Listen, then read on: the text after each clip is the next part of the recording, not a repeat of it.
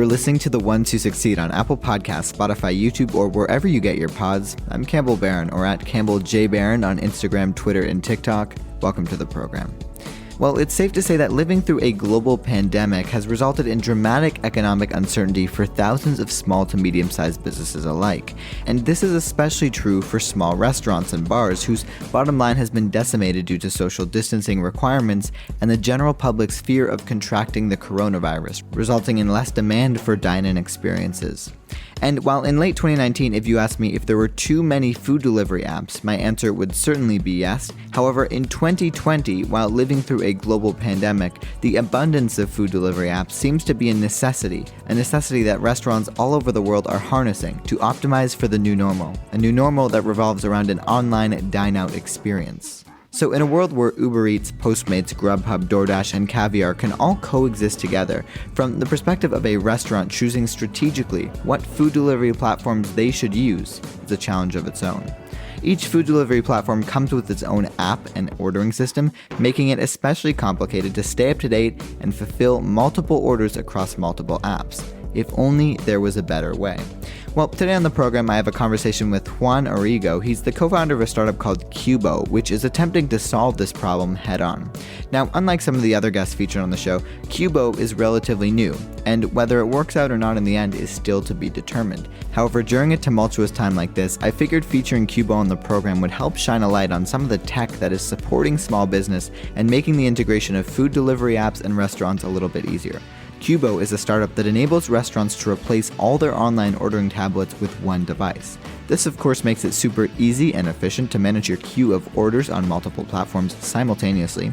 Juan and a startup Cuboh are based in Victoria, British Columbia, but were based in Silicon Valley a year ago to partake in the Y Combinator Accelerator. We'll get into all of that, the origin story of Cuboh, and of course where they're heading in the coming years. This is The Ones Who Succeed. I'm Campbell Barron. I hope you're having a great Wednesday. My conversation with Cuboh co-founder Juan Orrego starts now.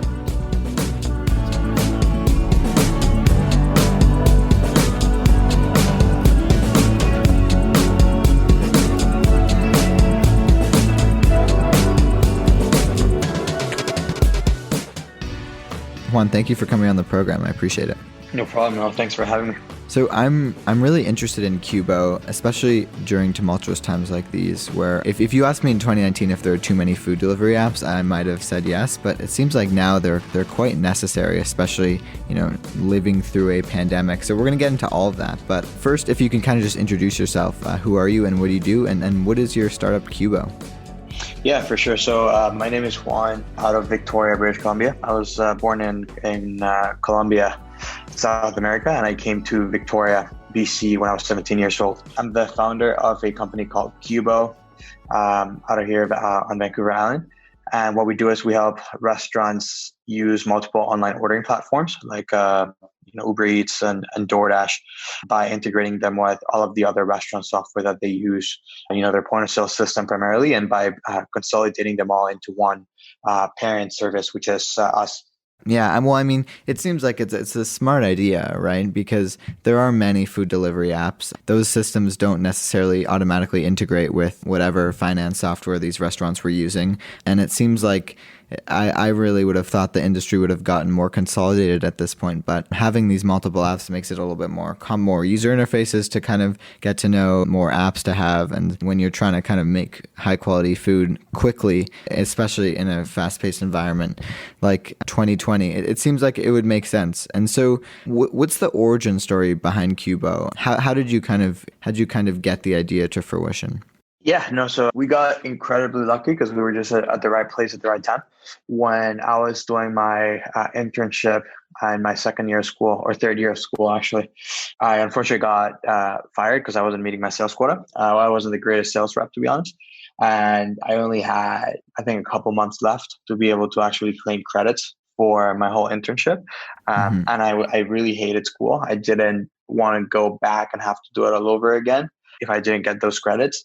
So I only had one option, which is I had, I think, a week or a couple of weeks to find another job, or which I really tried to do. And I applied for multiple government jobs, which is something that I didn't want to do.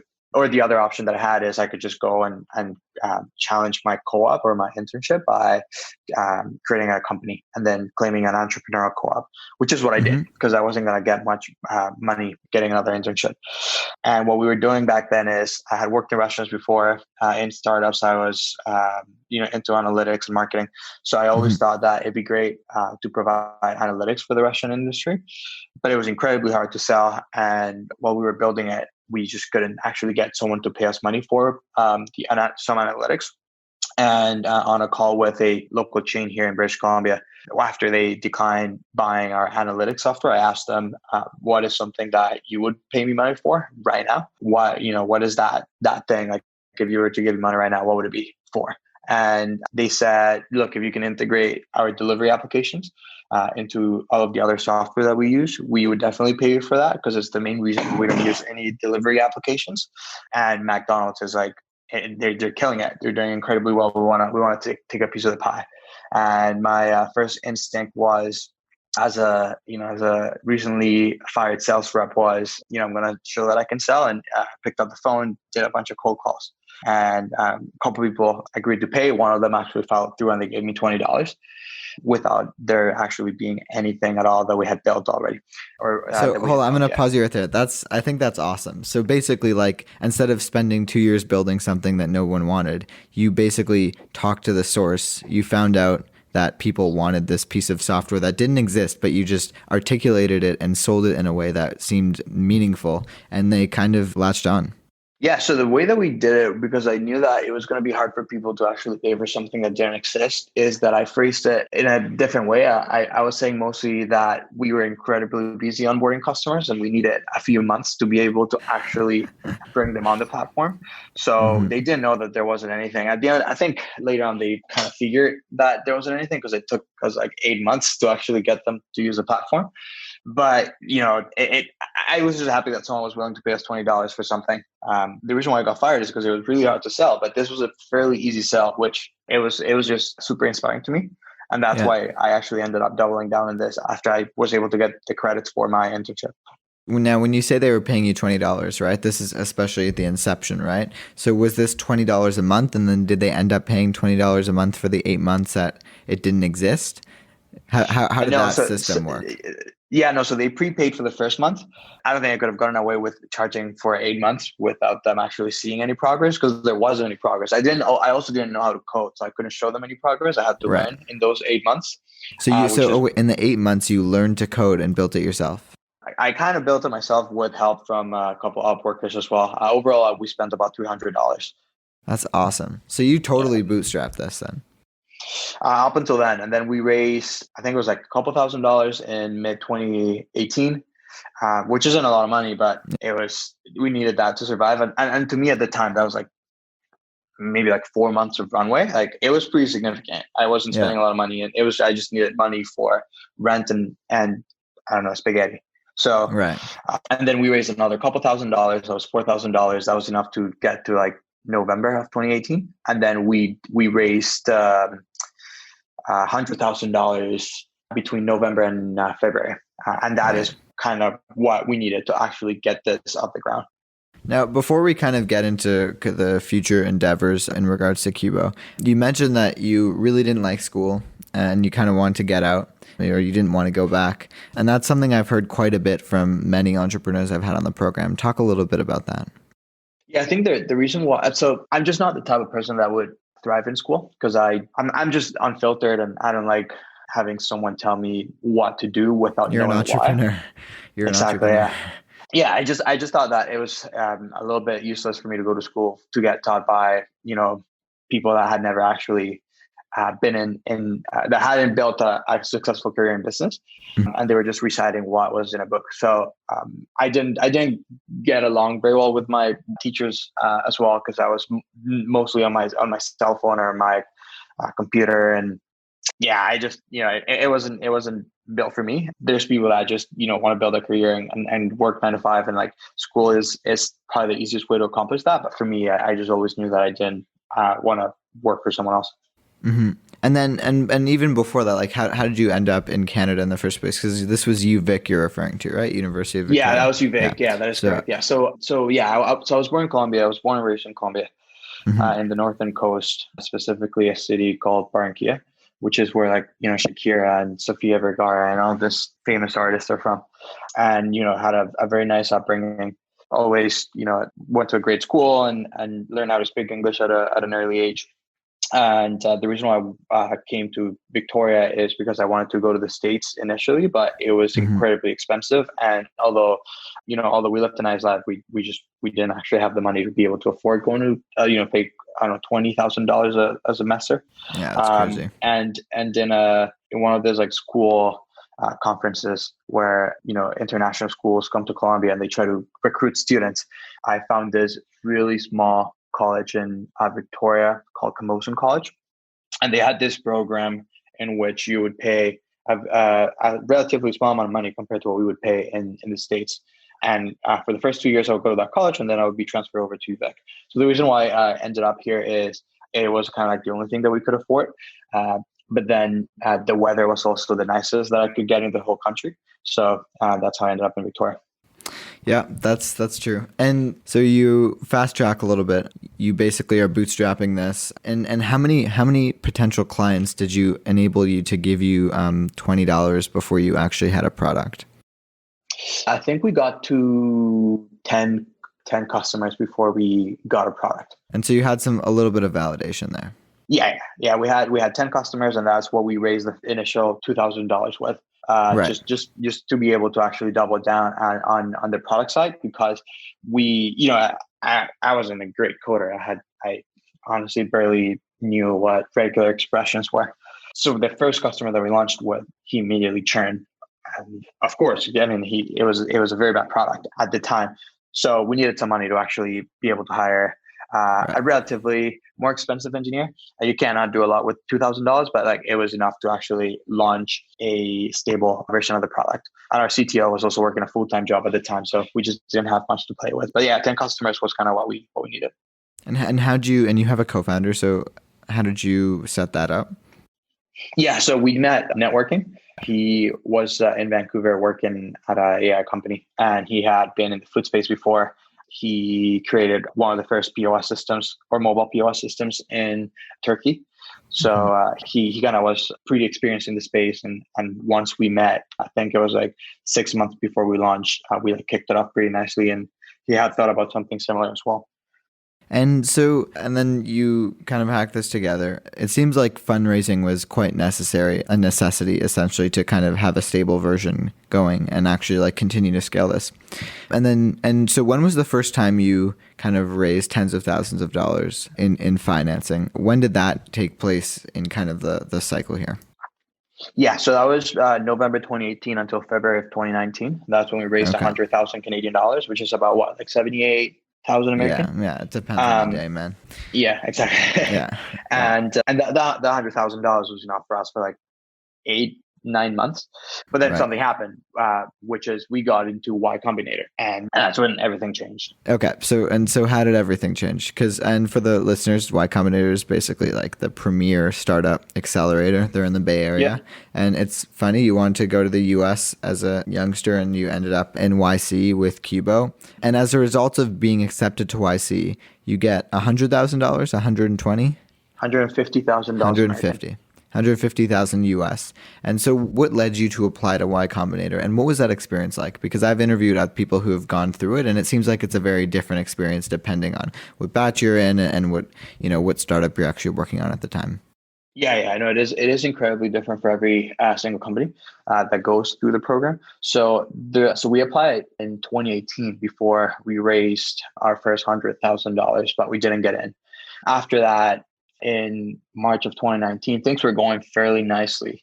Mm-hmm. And again, we had just finished raising $100,000. We were growing with $100,000, like the best that we could at the time. And YC sent us an email saying, "Hey, you were top 10% applicant, a top 10% applicant last time. You want to reapply?" And I discussed this with my co-founder. We didn't want to apply again because we were about to raise at a bigger valuation than the one they give you, which is like 2.3 million, if I'm not mistaken, or something along those lines. Mm-hmm. So we didn't want to do it, but then we say, you know what, let's just see if we can get in. We'll likely not accept it. Let's just see if we can get in. And I go to Vancouver one night. I was fundraising a second seat round. And I wake up the next day, and then I have an email from YC saying, hey, you want to come down to the Bay Area? We want to interview you. Just let us know if you can make it. And then I think we had like 4 days to fly down. And we said, yeah, let's do it. Interviewed. To be honest, I hated the city. You hated, and this is San Francisco? San Francisco, yeah. So your first time in San Francisco, you always wanted to live in the U.S., and then you go there and you hate the city. Oh yeah, it looked like a zombie apocalypse. And I don't know if you've been down there, but I've been, the yeah, situation. a couple times. Yeah. Where was this? Are you referring to San Francisco or the suburbs? San Francisco downtown. Yes. I mean, it depends. I wouldn't. I think that's funny. And so, but you interviewed. I guess interview went well. You decided to kind of be a part of this and like talk about the actual experience. What was that like? Because aside from the money, it's branded as an educational experience. So talk about that.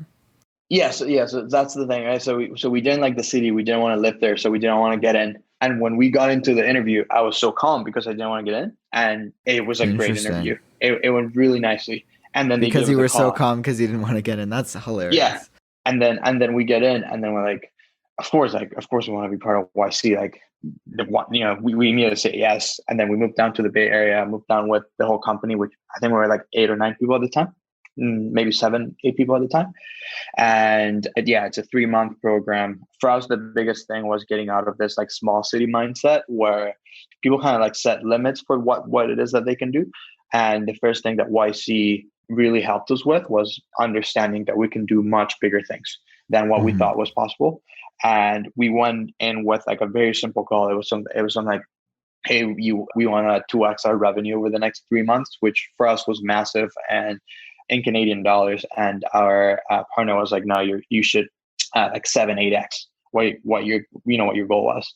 And that was just massive for us. Like we pasted our goal on the walls, and we looked at this revenue number every single day, and we got pretty close to hitting it, which would have never happened. And now when we think about, when we plan our year, our quarters, we think much bigger. And that was it wouldn't have happened if it wasn't for YC. Mm-hmm. Yeah, well, I mean, I think that's interesting, right? Because you're put it on the wall, and you're like, okay, we're gonna 7-8x our revenue, and yet I have to imagine there's some people who are probably in your batch who haven't even found product market fit yet, or don't even have any customers. So it's kind of all over the place. It is, yeah. Some people just go there to get an idea and then grow from there. For us, we already had, I think it was like 80 customers at the time. Yeah, so you were this was last growing year. Nicely. Yeah. Yeah, and so, okay, and at this point, right, you're growing, but I have to imagine that I've interviewed people who've been to YC, but it's basically at that point, it's just like they're co-founders. What was it like kind of telling your team? Because you said you have like 7 people at the time. What was it like moving your team to San Francisco temporarily? Was it an easy sell? It sounds like you didn't love the city. Yeah, but it's California, right? And everyone wants to be there. So I took them all for a walk, and I was like, hey, I know summers in Victoria are really nice. So I don't know if you actually want to come with us, but like if you want, we'll fly you down. We'll pay for your food. We'll pay for rent. You really just got to go there, show up and work, and just know this is not vacations. We're actually going to do lots of work. And everyone was like, oh yeah, like summer in California, that's going to be like incredible. Also, we didn't move to San Francisco. We actually ended up living in San Jose because the housing was incredible in San Francisco. And 7 people, we had to get this massive house. So yeah, no, everyone loved it, and it was a great experience. And it's really shaped our culture because we're an incredibly like close-knit company. We're all like get along pretty nicely. We're very, very close together. And it was an incredible experience. Well, I mean, and one of the questions I was actually planning on asking later was, why did you decide to move back to Vancouver, or Victoria? But it sounded like you branded this as like summer vacation in California, but we're coming back afterwards. Yeah. Like I told them it's not a vacation because I didn't want them to go there and just start traveling. I wanted them to know that we were gonna work. We were just gonna live there, and then of course we were gonna have fun while we were down there. But the reason why we came up to Victoria again is we thought that, we wouldn't, the Victoria tech community is incredibly helpful.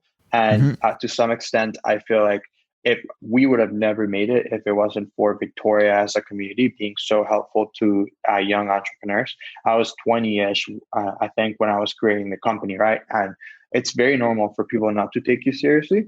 It's just natural. But Victoria did, and Biotech, the community organization here in Victoria did. So after having that experience, we felt that we could definitely grow a massive company in Victoria. Some people have done it, and it was just kind of like our way to pay all the help that we got back, and showing people that, hey, you can create a big company in Victoria, you can have Silicon Valley growth here in such a small city, right? And that's what we decided to come back. Coming up, my conversation with Cuboh co-founder Juan Orrego continues. We'll be right back after a brief word from our sponsor.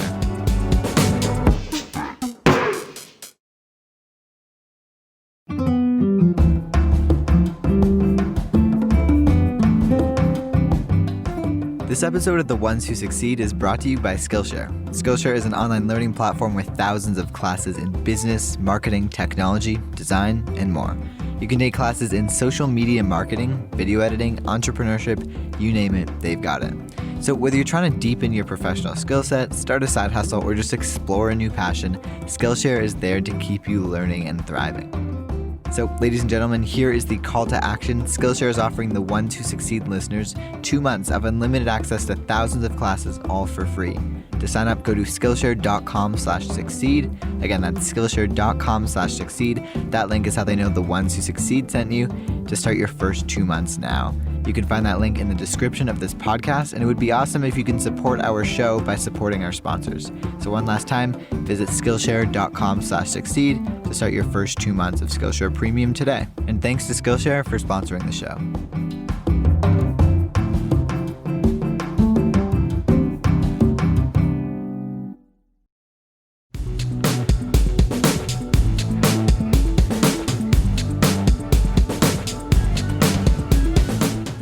This is The Ones Who Succeed. I'm Campbell Barron. Welcome back to the program.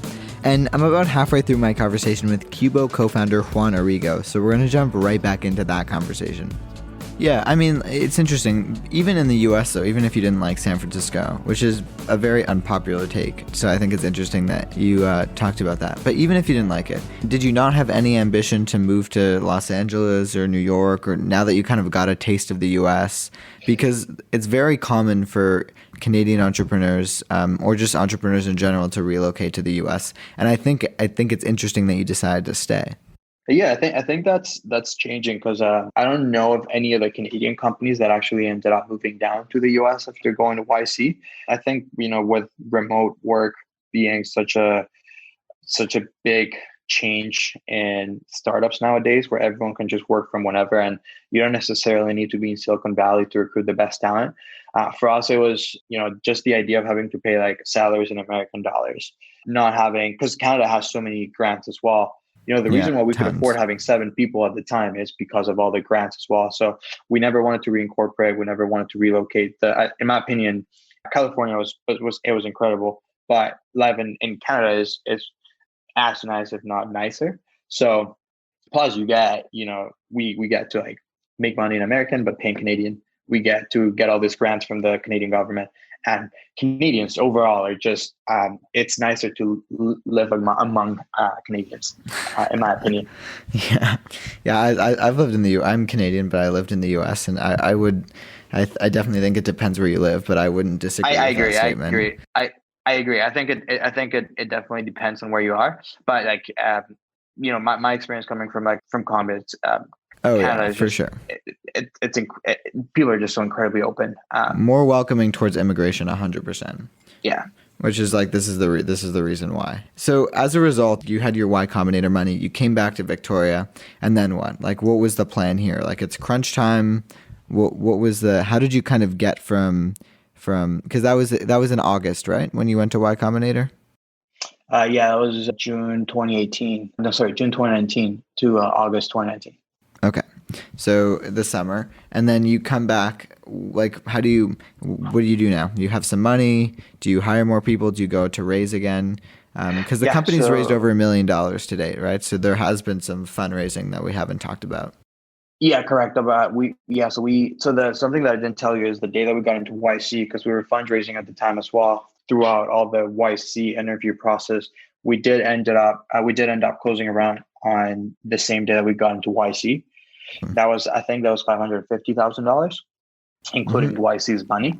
So we closed that round and we had good growth throughout that summer. And then in September, we started fundraising again for like a real seed round, like a more significant amount of money that we could definitely use to grow even more quickly.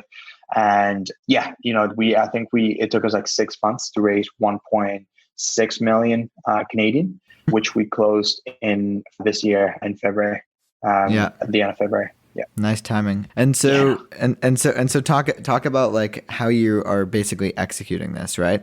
So it seems every startup I've talked to, every person who's run a startup that I've talked to has always faced like challenges after challenges after challenges, ups and downs and ups and downs. And even if you raise money doesn't mean it's automatically a lot easier, right? That in fact could lead to more problems.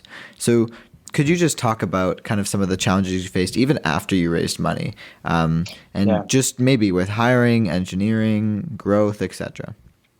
Yeah, so the stakes definitely get a lot higher. You have to grow a lot more quickly, and especially if you want to raise a Series A, you have to show that you're able to manage increasing amounts of money.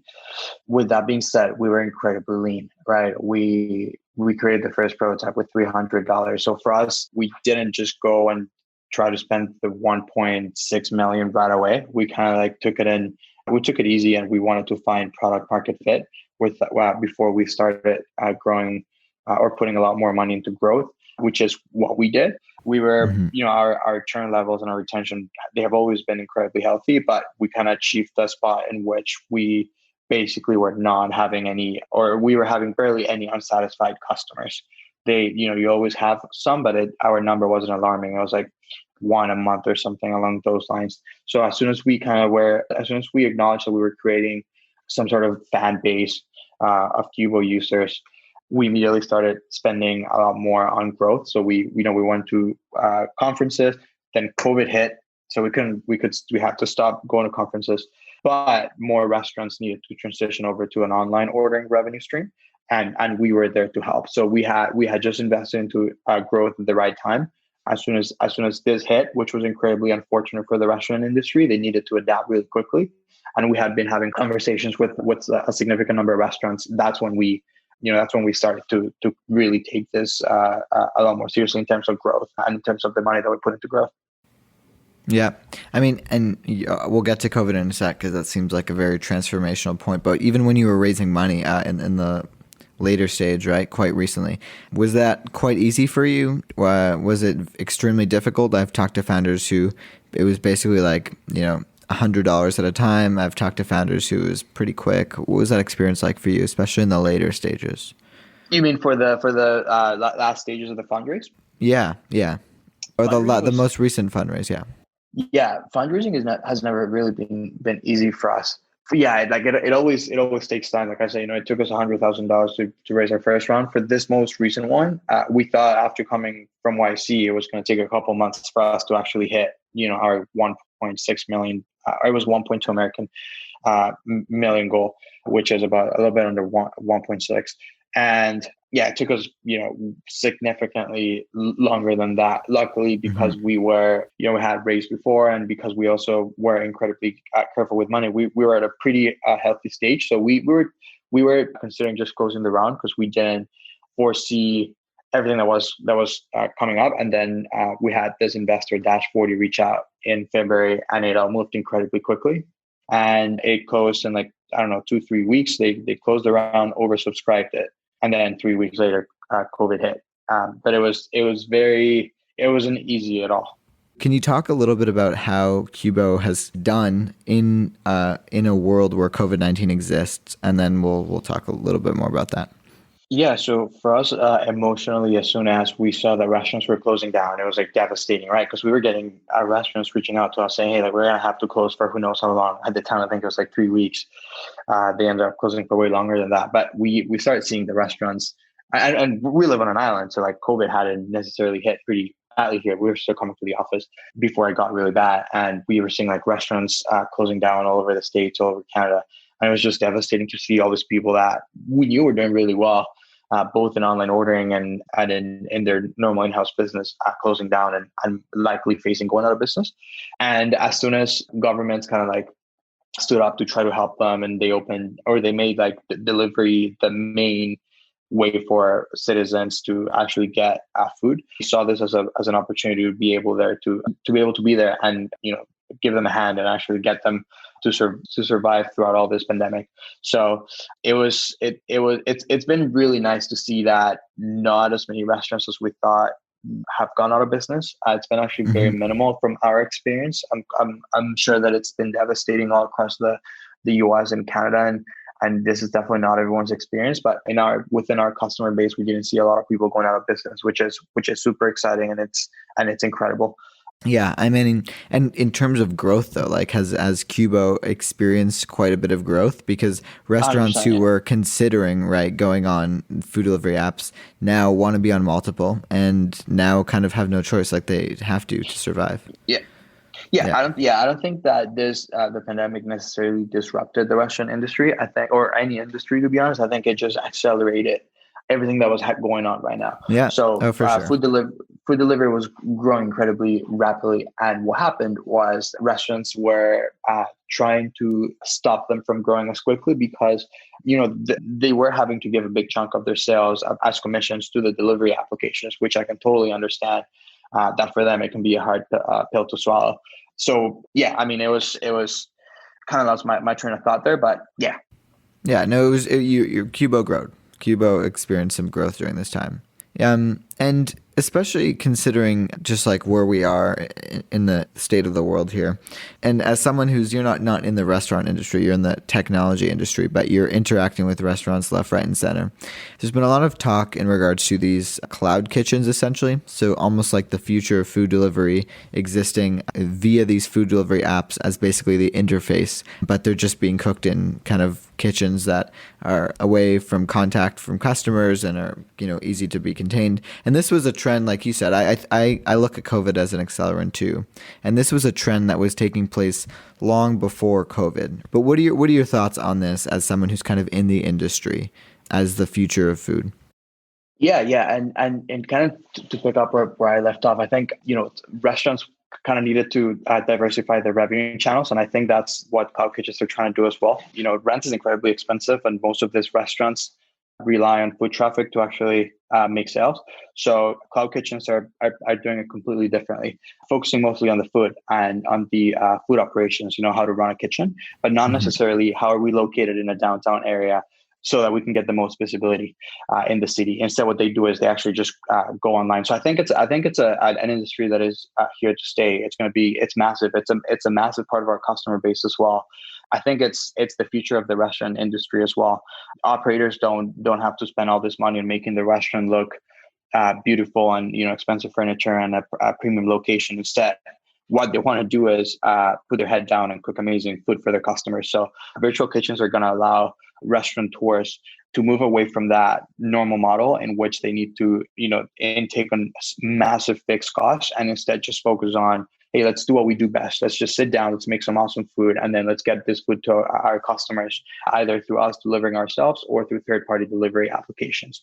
Yeah, I mean, I also think there'd be an interesting opportunity for Cuboh to almost partner with one of these facilities that has multiple kitchens as a result, to kind of set them up with the software that can kind of integrate all their POS tech and food delivery apps, multiple apps. Yeah, and that's what we do already. We have we work with several ghost kitchens or virtual restaurants all across the US and Canada, right? So we work with pretty big restaurants that have started their own virtual operations here in Canada, like Ben & Jerry's, Cinnabon, Red Bull. Oh, really? Yeah. That's cool. That is cool. And at this point, right, it seems like, especially with food delivery, it's like I said at the top of the show, it seems like it's very much needed. But there has been some consolidation in the industry, or at least attempted consolidation, right? Uber acquired Postmates, and it seems like, Grubhub was potentially a target, and it seemed, it kind of makes sense like in every industry. And it seems like one of the main selling points in regards to Cuboh is essentially this idea that there are all these apps out there. You kind of want to be on all of them. And so we're going to bring it into this one system. And of course, it will tie with your POS and other software, so it's easy to kind of manage. But do you ever get a little worried that if there is too much consolidation and some of these apps kind of just shut down and maybe there are only two food delivery apps, or could Cuboh still thrive in a world where there are less food delivery apps out there? Yeah, so we were always aware that consolidation was a threat to our business. And one of the reasons why, although we started as a way to consolidate online ordering platforms, understanding that consolidation has happened in every major industry and food delivery was not going to be the exception, we created more of a tool that allows restaurants to manage their online orders in general, right? Mm-hmm. So it's not so much about, I have 5 delivery applications. How do I, regardless of my volume, how do I make my life easier by managing all of these 5 delivery applications in one? Some of our competitors kind of took that stand. For us, it was more towards, let's focus on the volume and let's focus on the operation, not so much on the number of delivery applications that they have. So you could have 1, 2, 3, 4, 5, 6, 7, 8. But we are focusing mostly on, hey, how can we make sure that these guys are consolidating or centralizing their menu? So every time they actually have to, look into how something is going to be entered into their POS system so that it's reported correctly, how can they do that easily without having to go through IT or, creating an API integration themselves or, going through QuickBooks or all of that. Right. Instead, they just go to one system and manage their hundreds or thousands of modifiers in one place. So it doesn't really matter on the number of delivery applications they have. It's more towards managing a menu is complicated. Now, how do you make that menu communicate properly with your other systems? So that's a big problem. The analytics as well, right? These restaurants are not necessarily taking payments. So they don't have the best understanding of everything that's going on sales-wise. So we're giving them metrics to understand how much money they're actually making, what are their best-selling items, all the reporting associated with running a restaurant online, because it's totally different from the one that you do in-house, because there's commissions that you got to pay off and the margins just look totally different. Yeah, so it's more geared towards the managerial side of things rather than the consolidation. Although one of the features that we offer is that we allow restaurants to have visibility in one place as opposed to many. Mm-hmm. So it seems like you've diversified, and as a result of this, consolidation, obviously, like you said, will take place. But your Cuboh is really trying to present itself as the premier, almost back-end platform for kind of these ghost kitchens or even just regular restaurants, as it pertains to their food delivering operations or their food delivery app operations. So a few more questions here, just kind of gearing to wrap this up here. What is your ambition for Cuboh in the coming years? And, 2 years ago, or maybe just even in December of 2019, you can kind of predict that the world would pretty much stay the same. And as it's proven out to be, it's really not. So in 2 years, I have no clue what the world would look like. And, in December of 2019, I thought I did have some gut intuition. So I'm, no one can obviously predict the future. But in terms of how it pertains to Cuboh, what are your ambitions for the platform in the coming years? Yeah, so I totally agree with you. It's a little bit hard to tell. The whole world is going through an acceleration of technology, and one of the things I wonder is, what's going to happen to grocery stores, what's going to happen to retail, and I think that they're going to want to diversify how they make money. So yes, there are online stores where you can buy something from New York and they send it to you in Victoria. But can I go to I don't know, a virtual mall and actually get something delivered to me right away? And I think that's what's going to happen. I think that you're going to have same day delivery through delivery applications like DoorDash or Uber, and so for on. items that are not just related to food. Yeah, it's not. I don't think it's going to be a food play in the future. I think it's going to be more towards, we want to be the backbone of every single business that needs to deliver within the same day, and they need a tool to be able to manage all of those different revenue sources, regardless of whether it's Shopify or whether it's DoorDash, right? Very so interesting. I think that's going to happen. Secondly, we are seeing that there's a global problem. Every single day we get people from Singapore, we get people from Europe, we get people from Australia. We have customers in Australia as well that are interested in using Cuboh. So we are getting ready for some aggressive international expansion. But other than that, it's a little bit hard to tell what's going to happen. because it could be, it could be 3 times, 4 times the acceleration that we would have seen in the normal world. So I wonder if the next 2 years are actually going to be what Cuboh would have been in 10 years. We're not sure. So we're kind of taking it, trying to do our best at staying short term, because otherwise it's going to be a little bit hard for us to move around if we plan a little bit too far along. And what about you, Juan? You seem like a young guy. You've still got many more years, but Cuboh's working out. What are your personal ambitions in the coming years? Do you hope to sell Cuboh and move on to your next company? Do you think you'll be a serial entrepreneur? Yeah, I think I'm going to be creating a few more companies. I don't know when I'm going to be selling Cuboh and I'll be done with it. Cuboh is a big part of my life and the people that I work with as well. I really enjoy it. I try not to think a little bit too far ahead, but more than likely, I think that I will be creating another company and many more to come after that. Yeah, so you're a born serial entrepreneur. Yeah. Awesome. Juan, I really appreciate you taking the time to come on the program. Great to get to talk to you. Yeah, no, of course. No, thank you. And it was great to be chatting with you.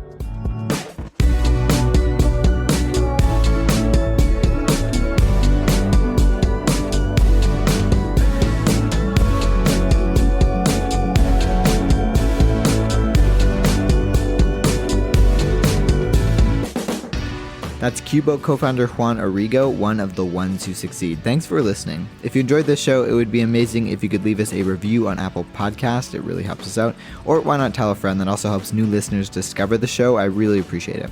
If you want to see clips from the show and stay up to date with what I'm working on, you can follow me on Instagram, Twitter, and TikTok at Campbell J. Barron. And my YouTube channel is my name, Campbell Barron. You've made it to the end of the show. Thanks for listening. I'm your host, Campbell Barron, and I'll be back in no time.